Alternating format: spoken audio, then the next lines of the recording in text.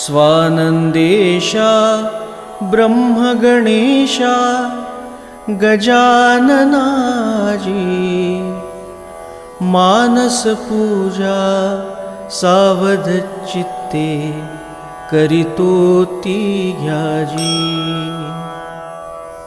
मम हृदयालय प्रज्ञामण्डपी स्थिरसुख आसनते सुधीवृत्तिमय रत्नमंचकी बसवित तुम्हाते दिव्यसुरक्तांबरभूषान्वित सुगंधतिलकाही